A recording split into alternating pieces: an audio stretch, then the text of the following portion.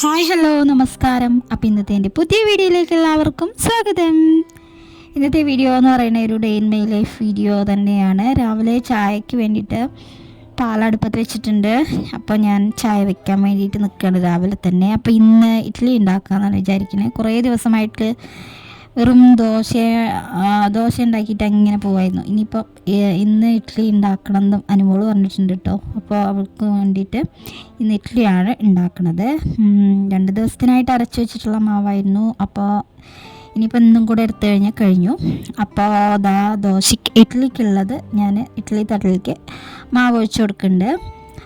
പിന്നെ കറി എന്ന് പറയുന്നത് സാമ്പാറുണ്ട്, ഇന്നലത്തെ സാമ്പാറുണ്ട്. അപ്പോൾ രാവിലെ കറി വെക്കേണ്ട കാര്യമില്ല കേട്ടോ.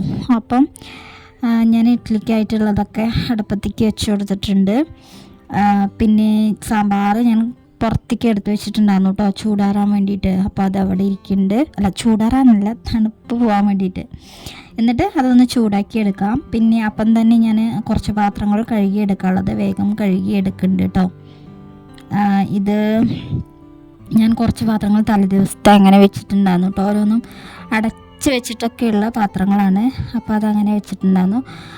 അതാണ് ഇപ്പം കഴുകിയെടുക്കുന്നത്. പിന്നെ ചായ ഉണ്ടാക്കിയിട്ട് അത് കുടിച്ച പാത്രങ്ങളും കുറച്ചുണ്ടായിരുന്നു. ഇന്ന് ഞാൻ രാവിലെ തന്നെ കറി ഉണ്ടാക്കാമെന്ന് വിചാരിച്ചു കേട്ടോ. അല്ലെങ്കിൽ അപ്പം ആ പണി അങ്ങോട്ട് ഒരുങ്ങി കിട്ടുമല്ലോ. എന്തായാലും ഇഡ്ഡലിക്ക് കറിയൊന്നും വേറെ ഉണ്ടാക്കേണ്ട കാര്യമില്ലല്ലോ.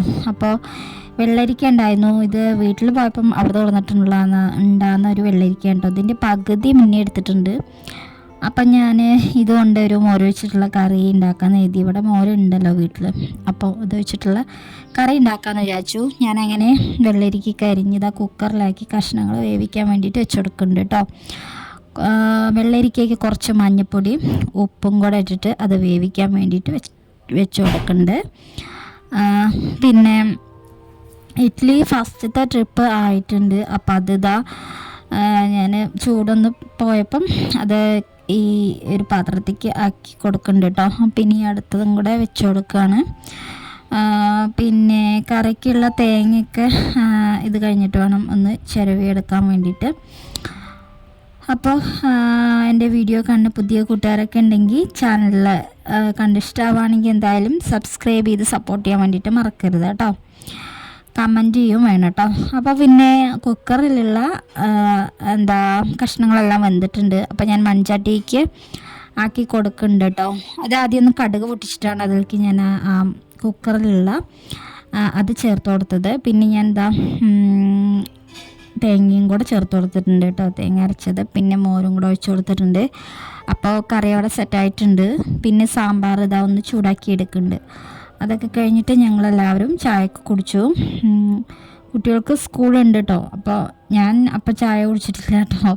ഞാൻ കുട്ടികൾക്കുള്ളത് കൊടുത്തു. പിന്നെ ഞാനും കഴിച്ചു. പിന്നെ ഞാൻ കഴിച്ചിട്ടില്ല കേട്ടോ. ഞാൻ കുട്ടികൾക്കുള്ളത് കൊടുത്തിട്ട് അവർക്കുള്ള വെള്ളം ആക്കാൻ വേണ്ടിയിട്ട് നിന്നിട്ടുണ്ട്.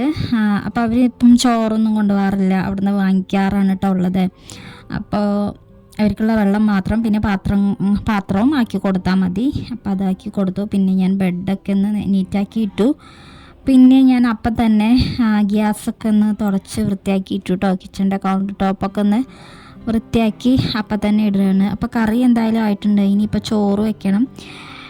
ചോറ് വെക്കണില്ല കേട്ടോ. ചോറ് ഇന്നലത്തെ ബാക്കിയുണ്ട്. അപ്പോൾ അത് ചൂടാക്കി എടുക്കാമെന്ന് കരുതി. പിന്നെ വൈകിട്ട് വെക്കാമെന്ന് വിചാരിച്ചു. പിന്നെ ഉപ്പേരിക്കായിട്ട് എന്തെങ്കിലും വേണം. അത് എന്തായാലും ഇപ്പം വെക്കണില്ല. പിന്നെ ഞാൻ അവിടേക്കൊന്ന് അടിച്ചു വാരി അകം എല്ലാം അടിച്ചു വാരി ഇട്ടു. ഇതിൻ്റെ ഇടയിൽ അവരെ കൊണ്ടാക്കാൻ ഏട്ടന് വന്നിട്ടുണ്ടായിരുന്നു കേട്ടോ. അപ്പോൾ ഏട്ടന് അവരെ കൊണ്ടാക്കിയിട്ടുണ്ട്. പിന്നെ ഞാൻ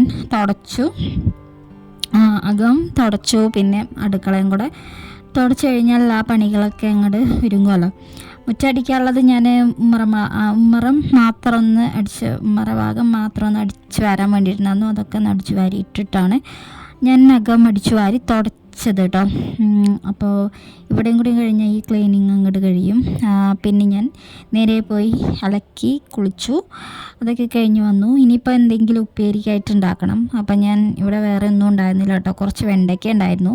പിന്നെ 2 സവാള ഉണ്ടായിരുന്നു, അത് എടുത്തിട്ടുണ്ട്. അത് ഞാൻ മുട്ടയ്ക്ക് ഒഴിച്ചിട്ട് ഒന്ന് ചിക്കിയിട്ട് അങ്ങനെ ഉണ്ടാക്കില്ലേ, ഇങ്ങനെ ഉണ്ടാക്കാമെന്ന് കരുതി. അപ്പോൾ അത് അടുപ്പത്താക്കിയിട്ടുണ്ട് കേട്ടോ. അതൊക്കെ ഒന്ന് വാട്ടിയെടുക്കുന്നുണ്ട്, സവാളയും വെണ്ടയ്ക്കയും. ചോറ് ഞാൻ ചൂടാക്കാൻ വേണ്ടിയിട്ട് വെച്ചിട്ടുണ്ട്. പിന്നെ അതിലേക്ക് മുട്ട കൂടെ പൊട്ടിച്ചിട്ട് അത് ഉപ്പേരിയാക്കി എടുത്തിട്ടുണ്ട്. പിന്നെ ചോറ് ഒന്ന് വാർത്തെടുത്തിട്ടുണ്ട്. അപ്പോൾ അതും കഴിഞ്ഞ് ഫുഡൊക്കെ കഴിച്ചു. പിന്നെ വൈകുന്നേരം